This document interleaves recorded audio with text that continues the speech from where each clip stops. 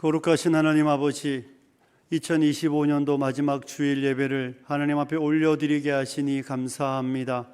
하나님께서 우리를 여기까지 인도하셨음을 인하여 감사드리며 예배하는 모든 성도들의 마음의 예배를 받아주시옵소서. 우리 가운데 자정하여 주시고 주님 영광되고 예배하는 모든 이들이 하나님의 은혜로 충만한 시간만 되게 하여 주시옵소서. 아버지 하나님, 이 땅을 살아가며 땀 흘리게 하셨고 수고하게 하셨습니다. 최선을 다해 살았고 그 결실을 하나님 앞에 예물로 올려드립니다. 아버지 하나님, 소득의 10의 1조를 구별하여 드립니다. 하나님 주신 은혜에 감사하여 감사의 예물을 드립니다. 너희는 온 천하에 다니며 만민에게 복음을 전파하라는 주님의 명령을 따라 가지는 못하지만 보내는 선교사로 선교의 예물을 드리며 하나님의 나라 복음 확장에 동참합니다.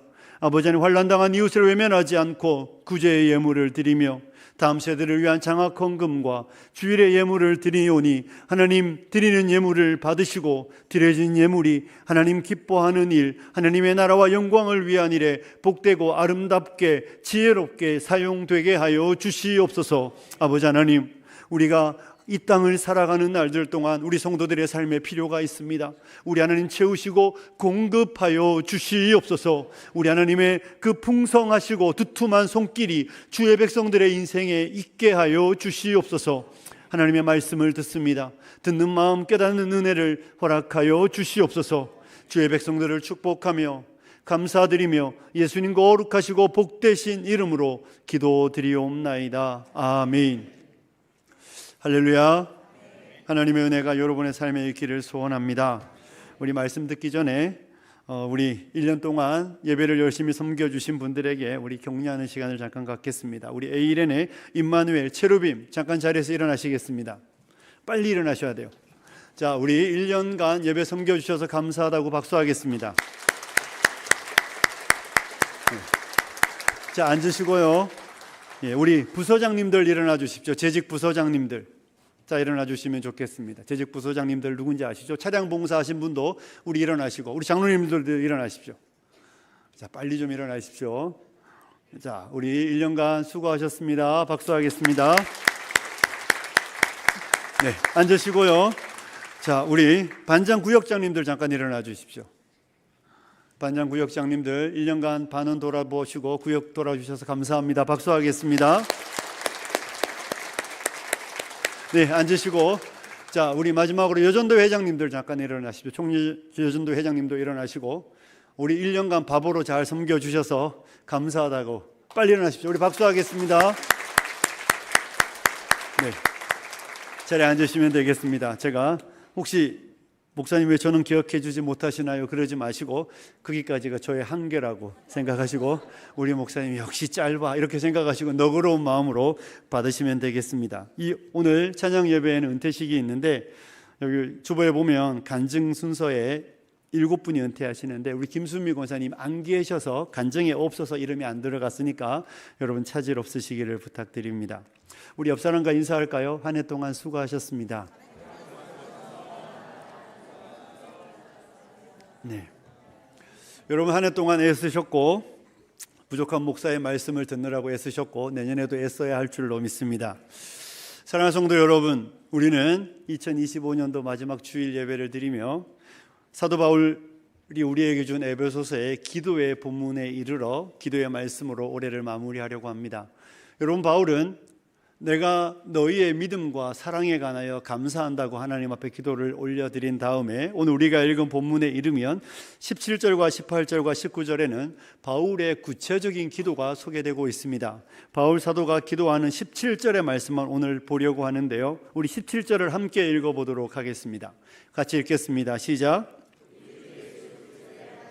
영광의 아버지께서 지혜와 계시의 영을 너희에게 주사 하나님을 알게 하시고. 아멘. 여러분, 바울은 기도를 열면서, 우리도 다 이렇게 기도를 열면서 제일 먼저 하는 게 뭐죠? 하나님을 부르는 것입니다. 기도를 열면서 제일 먼저 하는 건 하나님을 부르는 일인데 사도 바울도 예외 없이 하나님을 부르며 우리에게 하나님을 이렇게 소개해 주고 있습니다. 우리 주 예수 그리스도의 하나님 영광의 아버지, 이렇게 말하고 있습니다. 여러분, 바울은 우리에게 우리 주 예수 그리스도의 하나님 영광의 아버지가 우리의 기도를 받으시는 분임을 상기시켜 주고 있는 것이죠. 여러분, 여기서 우리가 기억하는 것은 우리에게 우리 주 그리스도께서 섬기셨던 그 하나님이 우리의 아버지가 되신다는 말씀을 먼저 기억해야 합니다. 사랑하는 성도 여러분, 저와 여러분에게는 아버지가 있습니다. 믿으십니까? 우리에게 성경이 하는 이야기는 저와 여러분에게 하나님이신 아버지가 있다는 것입니다. 우리의 아버지가 하나님이시고 하나님이신 그분이 저와 여러분의 아버지가 되신다고 가르쳐 주고 있는 것이죠. 이 땅을 살아보십시오. 여러분, 어린 시절을 돌아보면 부모님이 있는 사람과 없는 사람에게는 현저한 차이가 있습니다. 나이가 들어도 부모님이 있는 건 우리에게 참 귀한 선물이라는 것을 느낍니다. 부모님이 있는 사람은 어떻습니까? 기댈 언덕이 있습니다. 어려우면 찾아갈 곳이 있습니다. 마음의 안식처가 되고 보금자리가 됩니다. 물론 예외는 있지만 보편적으로 그렇습니다. 부모님이 있는 사람은 쓰러지면 부모님이 일으켜 세워주고, 넘어지면 부모님이 힘을 주고, 삶에 도움이 필요하면 부모님께서 그 없는 형편에도 우리를 도와주기 위해 최선을 다하십니다. 맨날 없다 그러지만 맨날 없는데 진짜 어려우면 어디서 나와요? 이것이 부모님이 자녀에게 베푸는 사랑이며 사랑의 방식입니다. 그런데 부모님이 없는 분들은 어떻습니까? 넘어지면 일으켜줄 사람이 없습니다. 기댈 언덕이 없습니다. 마음이 너무 속상한데 전화할 곳도 없습니다. 이것이 부모가 있는 사람과 없는 사람의 보편적인 삶에서 나타나는 현상들입니다. 저희 큰누님께서 보육원에서 한 40년 일하시다가 은퇴를 하셨습니다. 제가 보육원에 방문하면 누나가 하는 이야기가 있었습니다. 야, 얘들이 너보다 훨씬 잘 먹는다. 보육원에 가면 삼시세끼 얼마나 잘 차려주는지 모릅니다. 매일 따뜻한 밥 줍니다. 삼시세끼 계속 새밥을 주는데 보육원의 아이들의 특징이 무엇입니까? 배고프고 허기지고 결핍이라는 겁니다.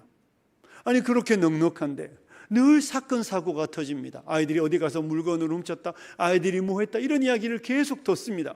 생각해 보면 제가 우리 아이들에게 용돈 주는 것보다 그 아이들이 훨씬 많이 받았습니다.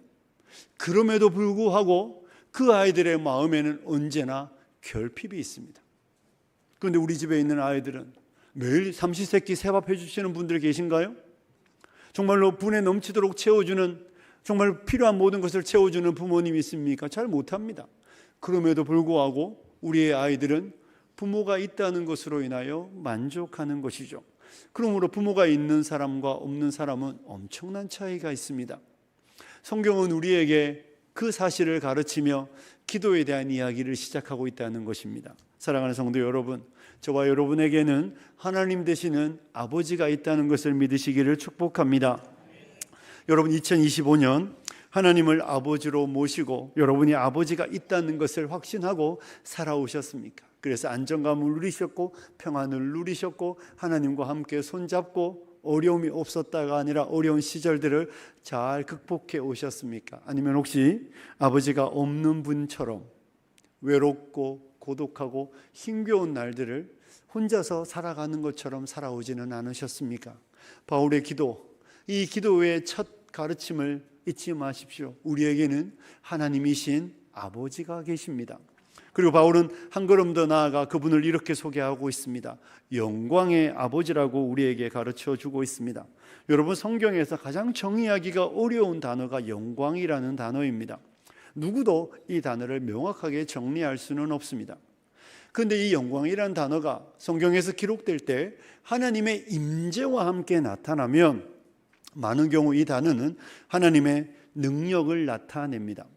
하나님께서 임재하셨다 이러면 하나님이 그의 능력을 그 백성 가운데 나타내신다는 것입니다. 그러면서 동시에 하나님의 영광이 나타났다고 말할 때 그 하나님의 거룩하심이 그 백성 가운데 나타난다는 의미로 이 영광이라는 단어가 사용됩니다. 그러니 영광의 아버지라는 말 속에는 우리 가운데 능력의 아버지가 되시고 거룩하신 아버지가 되신다는 말로 성경을 읽으면 충분하리라고 생각합니다.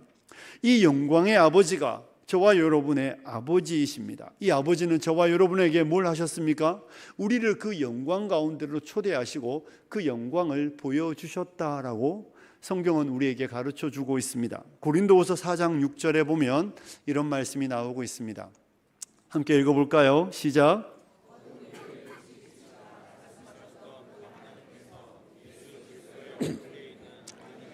아는 빛을 우리 마음에 비추셨느니라. 아멘. 어두움 가운데 빛이 있으라 말씀하시던 그 하나님, 그 하나님께서 예수 그리스도의 얼굴에 있는 하나님의 영광을 아는 빛을 우리 마음에 비추셨다는 것입니다. 하나님께서 영광을 알지 못하던 깜깜함에 있던 저와 여러분의 마음에 영광의 빛을 비추어 우리를 그 영광 가운데로 초대하여 영광을 보여주셨다는 것이죠.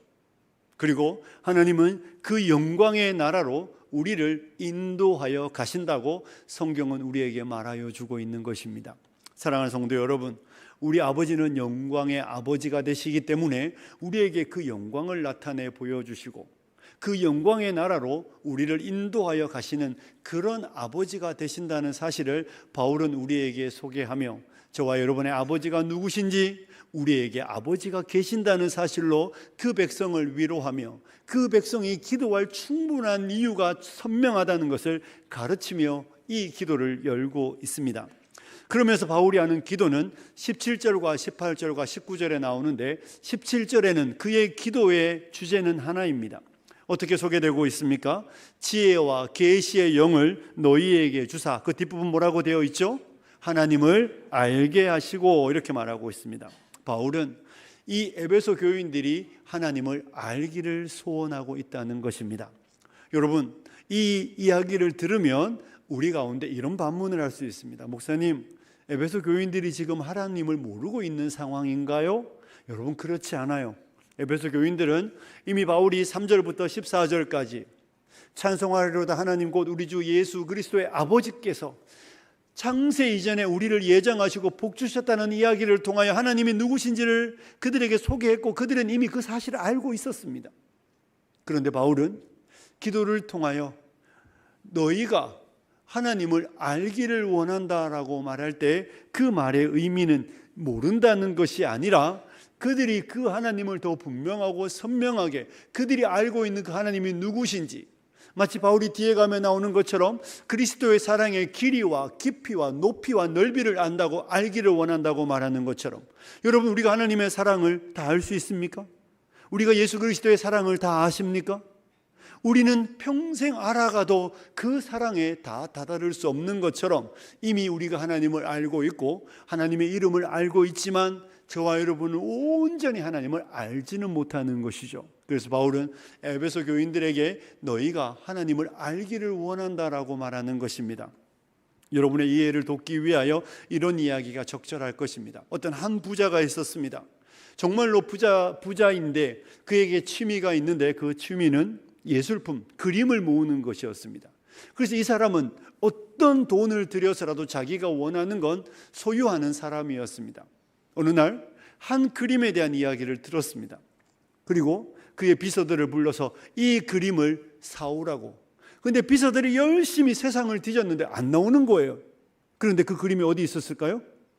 자기의 집에 이미 오래전에 사서 너무 많으니까 그의 창고에 보관되어 있었다는 겁니다. 그는 그림을 가졌지만 가진 것을 몰랐던 것이죠. 여러분, 이와 같다는 것입니다. 우리가 하나님의 이름을, 하나님을 알고 있습니다. 그런데 그 하나님이 어떤 분이신지, 우리 안에 계신 하나님이 얼마나 위대하신지 그것에 대하여 우리가 잘 모른다는 거예요. 그래서 바울은 그에게 기도를 열며 그의 백성들에게 너희가 하나님을 알기를 원한다라고 기도하고 있는 것입니다. 그는 그의 기도를 열며 그들의 삶에 어떤 필요를 구하기 이전에 너희가 너희 하나님을 알기를 원한다는 기도를 첫 번째로 올려드리고 있는 것이죠. 왜 이렇게 기도할까요? 사랑하는 성도 여러분, 오늘을 살아가는 많은 분들은요, 만족하지 않는 것이 아니라 너무 쉽게 만족하는 게 문제라고 이야기를 하고 있습니다. 우리가 하나님을 알고 그 하나님의 풍성함들 속에서 더 깊이 나아가야 하는데 우리는 너무 쉽게 만족해 버리는 것이 우리 시대의 문제라고 어떤 분이 지적하는 것을 보았습니다. 이런 내용이에요.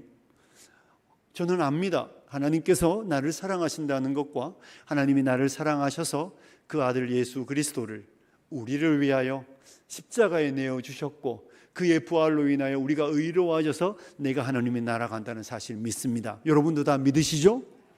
그런데 거기서 끝이라는 겁니다. 더 알기를 원하지 않는다는 거예요. 그것이면 충분합니다. 됐습니다. 천국 가면 되고 하나님이 사랑한다는 거 알면 되고 예수님의 십자가만 알면 되지.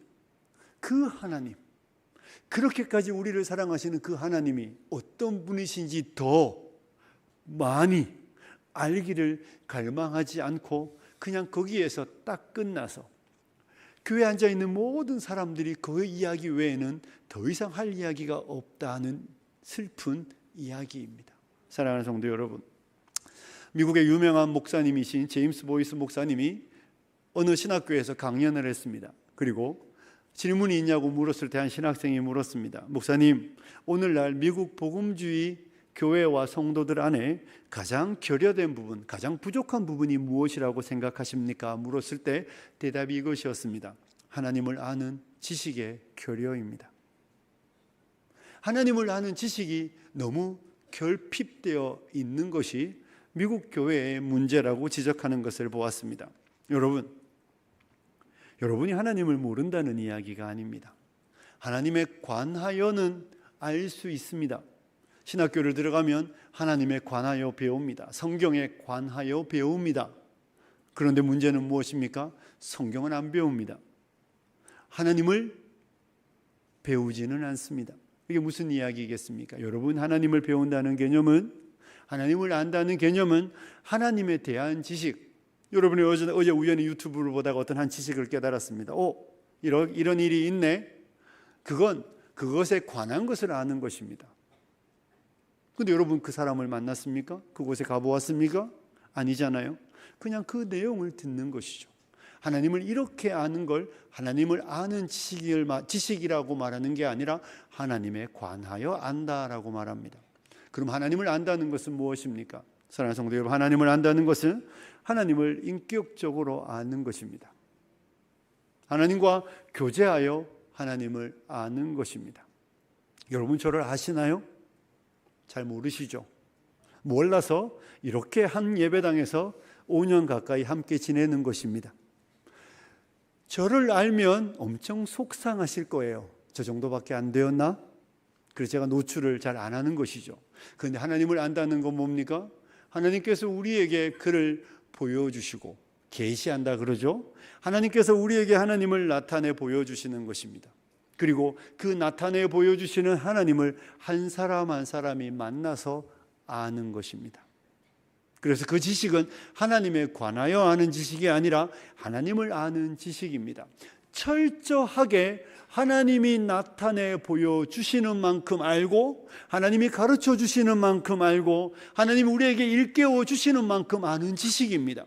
그러니 하나님과의 교제의 길이와 하나님과의 교제의 깊이와 하나님을 알아가는 그 지식은 하나님을 내가 얼마만큼 만났느냐에 따라 그 지식의 양이 달라지는 것이죠.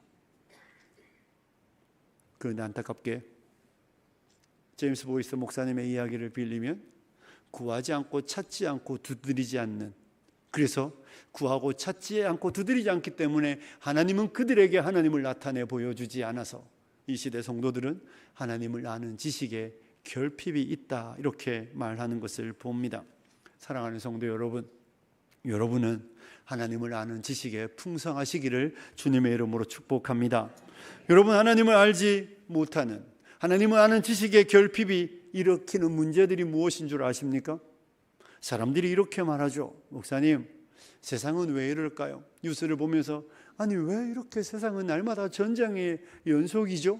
아니 저 사람은 저렇게 돈이 많은데 뭘 그렇게 더 욕심내고 뭘 그렇게 더 가지려고 애쓰고, 아니 평생 써도 부족함이 없을 텐데 뭘 그렇게 열심히 지금도 악착같이 돈돈돈하고 살아갈까요? 왜 그렇습니까? 세상이 이렇게 흘러가는 이유는 세상이 하나님을 알지 못하기 때문입니다. 세상이 하나님을 알았다면, 세상이 하나님을 아는 지식으로 충만했다면 세상은 이렇게 흘러가지 않을 겁니다.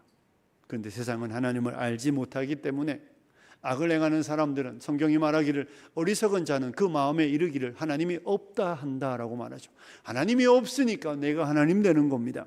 내가 하나님 되니 내게 권세가 있고 내게 권능이 있고 내가 마음껏 해도 된다고 생각하는 것이죠. 그리고 그 마음껏 하는 행위들이 악과 죄로 나타나는 것입니다. 그래서 세상을 바라보며 이렇게 묻지 마십시오. 목사님, 세상이 왜 이래요? 세상은 원래 그런 것입니다. 하나님을 알지 못하기 때문에. 사랑하는 성도 여러분, 그래서 우리가 세상에 하나님을 가르치고 세상에 하나님을 전하는 것입니다. 여러분, 세상은 그렇다 치고 교회가 하나님을 알지 못하면 어떤 일들이 일어나겠습니까? 하나님의 백성인 저와 여러분이 하나님을 아는 지식에서 결핍이 생기면 무슨 문제가 있겠습니까? 하나님을 아는 지식이 없을 때 일어나는 문제는 두려움과 염려와 불안 속에 하루하루를 살아간다는 것입니다. 배고픔으로 살아가는 것이겠죠. 여러분, 이런 생각해 보셨습니까? 아이들이 열심히 자랄 때 맨날 하는 일이 뭡니까? 눈 뜨면 냉장고 문 열고, 눈 뜨면 냉장고 문 열고 이렇게 말합니다. 먹을 게 없다고. 근데 아이들이 떠나고 나면 냉장고에 문도 안 열어요. 있는지 없는지 나도 몰라. 그러면서 냉장고에 뭐가 있는지도 모르고 자기는 집에 앉아서 굶어 죽습니다. 하나님을 아는 지식이 없으니 그 자리를 염려가 대신하고 불안이 대신하고 두려움이 대신 차지합니다. 하나님을 아는 지식이 없는 그리스도인들의 삶에는 안타깝지만 세상 사람들하고 똑같이 염려, 걱정, 근심, 불안이 그들의 삶의 주인이 됩니다. 사랑하는 여러분, 그래서 그리스도인인데 약을 먹어야 되고, 그리스도인인데 자꾸 누군가를 찾아가야 하고, 그리스도인인데 자꾸 누군가를 의지해야 하는 안타까운 현실들을 보는 것이죠. 성경은 우리에게 쉼없이 두려워하지 마라, 염려하지 마라, 걱정해하지 마라, 불안해하지 마라 라고 말씀 주고 있는데도 불구하고 그 하나님에 대한 지식이 사라지면 염려, 불안, 걱정이 내 삶을 사로잡고 나는 그 염려와 걱정과 불안 속에 하루하루를 살아가게 되는 것입니다. 하나님을 모르기 때문에, 하나님을 아는 지식이 머리에만 있고 그 삶에 없기 때문에 나타나는 일들입니다. 여러분이 염려하고 있습니까? 불안해하고 있습니까? 여러분 떨고 있습니까? 뭘 그렇게 염려하십니까? 우리 집에 먹을 게 없으면 전화기를 드시면 되지 않겠습니까? 부모님을 향하여 손을 벌리면 되는 것입니다. 그런데 그 하나님에 대한 지식이 사라지면 삶은 늘 염려, 늘 걱정, 늘 불안의 연속이 될 수밖에 없습니다. 저는 우리 성도님들이 이런 성도가 되지 않기를 소원합니다. 여러분, 동시에 하나님을 아는 지식이 없을 때 이런 문제가 발생하죠. 죄를 가볍게 여기고 죄를 지으면서 살아도 아무 문제 없다고 생각하는 것입니다. 여러분, 하나님의 말씀을 어기고 하나님의 말씀에 순종하지 않으면서도 하나님이 누구신지 모르면 계속해서 그 가운데 머물러 살 수 있다는 것입니다. 갈등 속에서, 미워함 속에서, 시기와 질투가 가득함 속에서도 나는 예배자일 수 있다고 생각하는 것이죠.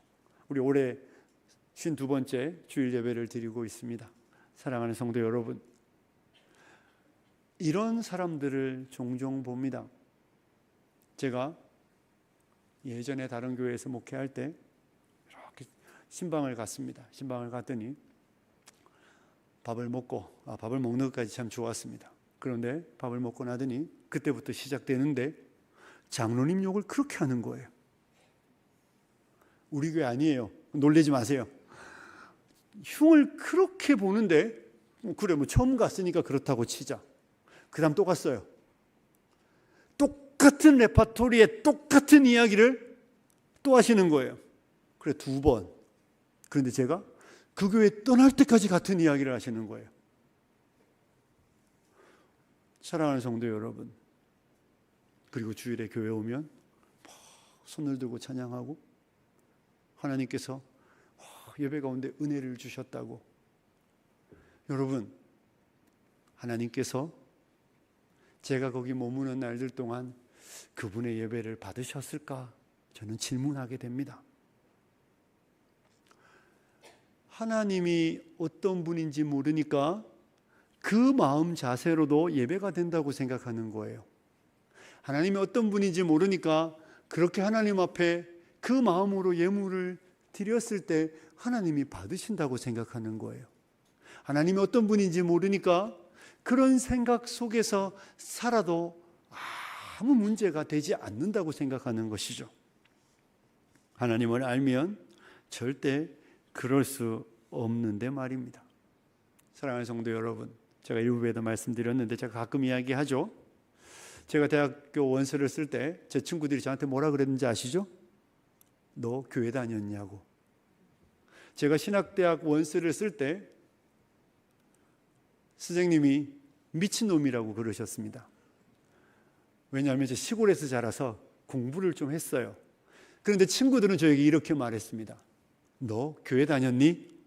왜냐하면 그 친구들은 언제나 저의 술 친구들이었고 그 친구들은 언제나 저와 함께 고스톱을 치는 친구들이었습니다.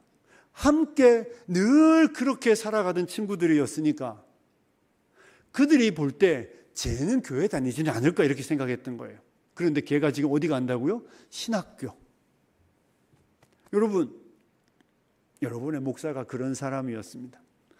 그런데 저는 그 일들을 행하며 교회에서 저에게 이렇게 가르쳤죠. 회개하라고. 저 그냥 건성건성으로 회개했습니다. 그런데 제 마음에는요, 두려움은 없었습니다. 제 마음에 마음 아파하며 눈물 흘리는 기도는 없었습니다. 왜냐하면 분명한 사실은 제가 하나님을 잘 몰랐거든요. 그래도 예배는 그냥 드리면 하나님 받는 거고 예배는 그냥 내가 하나님 나오면 하나님 내 예배를 기뻐하신다고 저는 생각했습니다. 주의 말씀을 어겨도 주의 말씀에 불순종해도 성경이 명백히 밝혀주는 그 말씀의 길에 떠나 있어도 괜찮아. 내가 예배하잖아. 내가 예물 드리잖아. 내가 지금 교회 나와 있잖아. 그럼 하나님 기뻐하셔야지. 이런 마음으로 저는 어린 시절부터 교회를 쭉 다녔습니다. 제가 하나님을 인격적으로 만났을 때 그때 알았습니다. 내가 미친놈이었구나. 내가 제정신이 아니었구나. 하나님이 나를 향하여 진짜 오래 참으셨구나.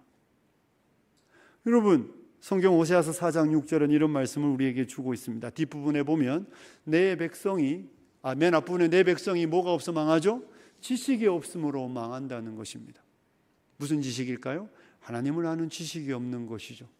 그래서 그들은 하나님을 아는 지식이 없으니까 하나님을 지 마음대로 섬겼습니다. 성경에 없는 제사를 드리고 성경에 없는 예물을 드리고 성경에 없는 행위들을 행하며 그들은 내가 이렇게 하느니 하나님은 나를 기뻐하실 것이라고 생각하고 우리는 절대 망하지 않을 것이라고 생각하고 살았습니다. 성경에 내리는 성경이 한 문장으로 내리는 결론은 내 백성이 지식이 없어 망한다는 것입니다. 이것이 하나님을 아는 지식이 없을 때 일어나는 일들입니다. 사랑하는 성도 여러분, 하나님을 아는 지식이 없으면 삶의 염려, 걱정, 불안이 가득하고 죄악을 짓고도 회개하지 않고 회개하지 않아도 예배가 된다고 생각하고 하나님은 그저 나를 기뻐하시는 아버지시라는 착각 속에 나의 종교 행위를 진행될 수 있습니다. 하지만 하나님을 아는 지식은 절대로 우리를 그렇게 내버려 두지 않죠. 여러분, 하나님을 알 때는 어떻습니까? 하나님을 알 때 하나님을 아는 것은 우리에게 힘이 됩니다. 믿으십시오. 바울이 사도참 다윗이 그러잖아요. 나의 힘이 되신 여호와여 내가 주를 사랑합니다. 하나님은 나에게 힘이시라는 것입니다. 내가 이새의 말째 아들인데 나 같은 자에게 하나님께서 왕의 자리를 두시고 모든 백성이 내게 복종하는 이유는 내가 하나님을 알고 내 하나님이 내게 힘이 되시기 때문에 가능한 일이라는 것입니다. 그가 그의 인생의 모든 날들을 살아내며 그가 하나님을 향하여 고백할 때 나의 힘이 되신 여호와여 내가 주님을 사랑한다고 말할 때 다윗에게 하나님은 나의 힘이셨습니다. 하나님을 아는 자에게는 하나님이 힘이 되십니다. 믿으시기를 축복합니다. 우리가 찬송가 부르잖아요. 예수는 나의 힘이요. 주님은 우리의 힘이 되십니다. 내게 힘이 있어서 힘이 아니라 나는 힘이 없고 나는 연약하고 나는 부족하지만 나는 약하고 나는 부족하고 나는 정말로 보잘것없어도 우리 하나님은 여러분에게 힘이 되신다는 사실을 믿으시기를 축복합니다. 그래서 다니엘서 11장 32절의 뒷부분에 이렇게 되어 있습니다. 오직 자기의 하나님을 아는 백성은 강하여 용맹을 펼치리라. 믿으시기를 축복합니다. 오직 자기의 하나님을 아는 백성은 강하여 용맹을 펼친다는 것입니다. 그 앞에 전제가 없습니다.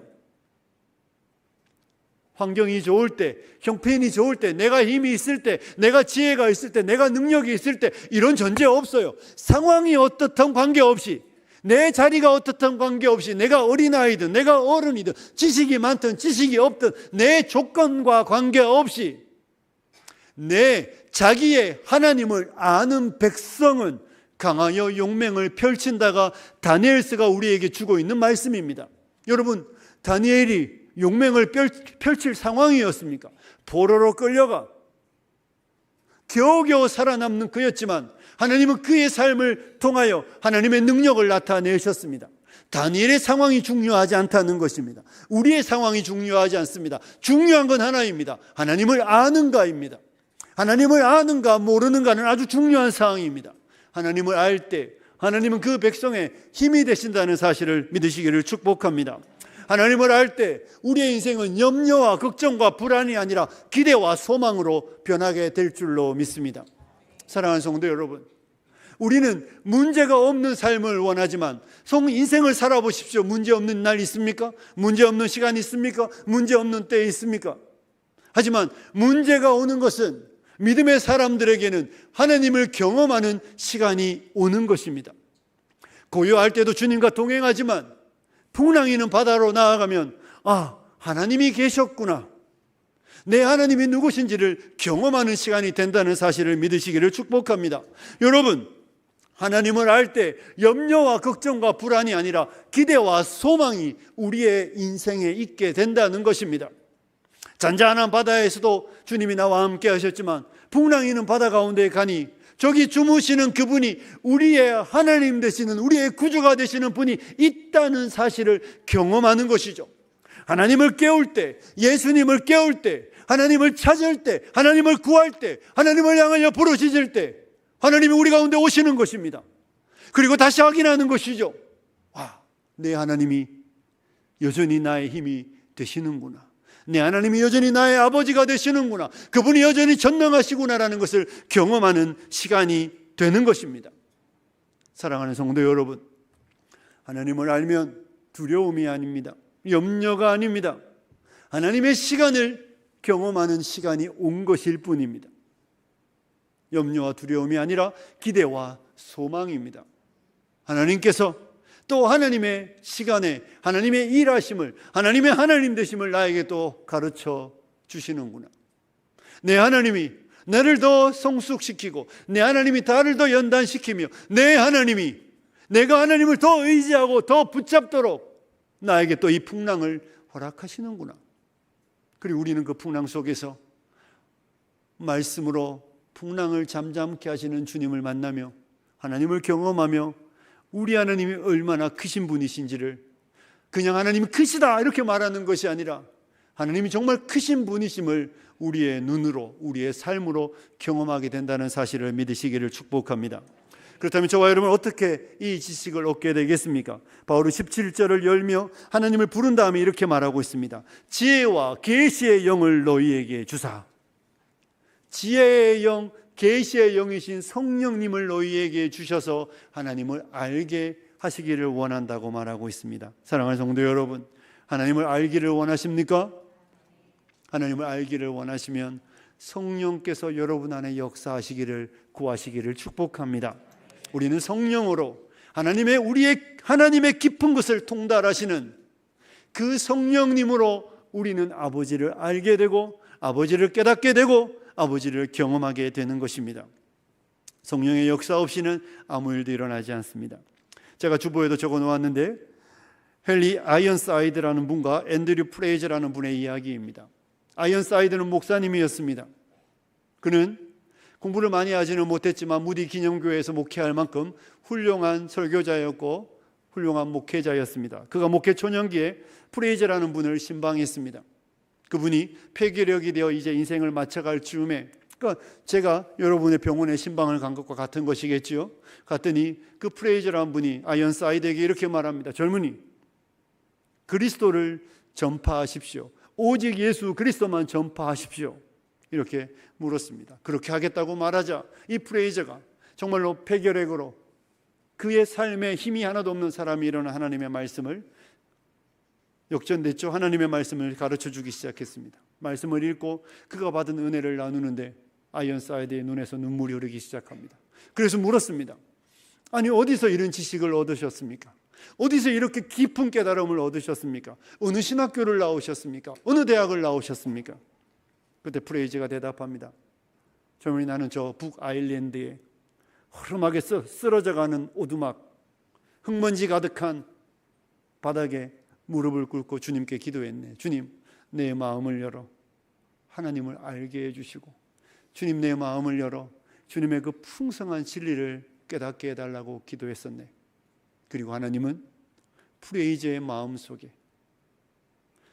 어떤 훌륭한 신학자를 통해서, 훌륭한 목회자를 통해서가 아니라 하나님 앞에 무릎을 꿇고 하나님을 알기를 원하는 그 뜨거운 마음을 보시고 하나님은 그의 마음을 열어 하나님을 가르쳐 주셨던 것입니다.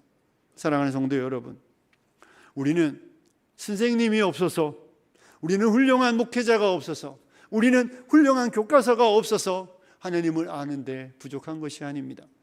하나님을 아는 지식은 하나님의 말씀을 펼치고 마음의 무릎을 꿇고 하나님께서 내게 그 하나님을 아는 지식으로 충만하게 하여 주시기를 사모하는 마음에 은혜를 주신다는 것을 믿고 나아가는 사람들에게는 은혜를 주시는데, 우리에게 그런 시간이 너무 결여되어 있기 때문에 우리는 하나님을 아는 지식에 결여가 있는 것입니다. 사랑하는 성도 여러분, 하나님을 아는 지식은 하나님과 보낸 시간의 결과물입니다. 하나님을 아는 지식은 하나님과 함께한 시간의 결과물입니다. 하나님 발 아래 무릎을 꿇고 하나님이여 하늘을 여시고 내 마음에 하나님을 아는 지식으로 충만히 채워달라고 그렇게 하나님을 찾고 구하는 사람, 하나님은 그 사람에게 아낌없이 흘러 넘치도록 그 은혜를 채워주시는 것입니다. 그에게 좋은 선생님이 없어도, 그에게 좋은 교과서가 없어도 말씀과 그의 무릎이 있는 곳에는 하나님의 깨달음이 있는 것이죠. 저는 우리 사랑하는 성도님들이 한 해를 돌아보며 여러분이 하나님과 보낸 시간을 점검해 보시기를 소원합니다. 우리가 하나님과 보낸 시간에 풍성함이 있다면 우리는 작은 파도 앞에 쓰러지는 나약한 사람이 아닐 것입니다. 바닷가에 갔는데, 제가 아프리카에 있을 때 일이었습니다. 우리 아이들이 어릴 때 3명을 데리고 갔는데, 한 놈은 모래밭에서 안 내리겠다고 난리고, 한 놈은 물에 발을 담궈서 거기서 막 덜덜덜 떨고, 한 놈은 저 깊은 데로 들어가고, 이거 어찌해야 될 바를 모르는 기억이 있습니다. 여러분, 이것이 우리의 모습일 수 있습니다. 파도가 치지도 않았는데 무서워 벌벌 떨며 저 파도가 나를 삼킬 것 같다고 말하며 모래에 발도 내려놓지 못하는 사람. 한 사람은 가기는 갔는데 파도가 조금만 쳐도 하나님 나를 죽이시려고 하시나? 하나님 내 인생에 왜 이렇게 가혹하시지? 하나님께서 나를 사랑하시는 거 맞나? 두려워 떨며 계속 그 자리에만 머무는 사람이 있고, 어떤 사람은 깊은 곳으로, 더 깊은 곳으로 하나님이 부르시는 그 부름의 자리로 나아가며 우리 하나님의 크시고 위대하심을 그 하나님께서 큰 파도를 보내실 때 그 파도를 타며 하나님께서 어떠한 분이신지를 더 깊이 경험하는 사람들도 있습니다. 사랑하는 성도 여러분, 주님은 우리가 물가에서 작은 파도 온다고 두려워 떨며 염려하고 불안해하는 그런 성도로 있기를 원하지 않는 것이죠. 깊은 대양에 배를 띄우고 큰 파도가 와도 두려워하지 않으며 그 파도 가운데 우리와 함께 하시고 그 파도 속에서도 우리의 인생을 이끌어 가시며 우리로 하여금 더 많은 것들을, 더 풍성한 것들을, 하나님의 더 크시고 위대하신 것들을 보여주시기를 원하시는 하나님 안에서 그의 인생을 기뻐하고 즐거워하며 하나님을 누리며 살아가는 사람 되기를 원하시는 것입니다. 말씀을 마무리합니다. 사랑하는 성도 여러분, 하나님을 아는 지식에서 자라가시기를 소원합니다. 여러분과 저에게 영광의 아버지가 있다는 사실을 잊지 마십시오. 우리에게 하나님이 계시고 그 하나님이 우리의 아버지가 되십니다. 권능의 하나님, 능력의 하나님, 거룩하신 하나님이 우리의 아버지가 되셔서 그분은 우리와 함께 하시기를 기뻐하시고 우리에게 하나님을 알려주시기를 열망하시는 분이시니 지혜와 계시의 영을 구하셔서 성령님께서 부으시는 은혜로 여러분의 인생 속에 하나님을 아는 지식으로 충만하여 어떤 파도와 풍랑이 나를 삼키려고 하는 파도와 풍랑 앞에서도 두려워하는 자가 아니라 담대하며 하나님을 아는 백성으로 강하여 용맹을 펼치며 이 땅에서 하나님이 계신다는 것과 하나님의 백성이 있다는 것을 여러분의 삶으로 보여주시는 귀하고 복된 성도님들이 되시길 주님의 이름으로 축복합니다. 우리 시간 함께 기도하겠습니다. 들은 말씀 생각하며 하나님을 아는 지식으로 충만하게 하여 주시고 하나님 우리 아버지 되어 주심에 감사하며 하나님과 그 풍성한 은혜를 누리는 새해가 될 수 있도록 사모하며 같이 기도하겠습니다. 살아계신 하나님 아버지, 우리에게 하나님이 계십니다. 우리 하나님이 계시고 우리 하나님은 우리 아버지가 되십니다.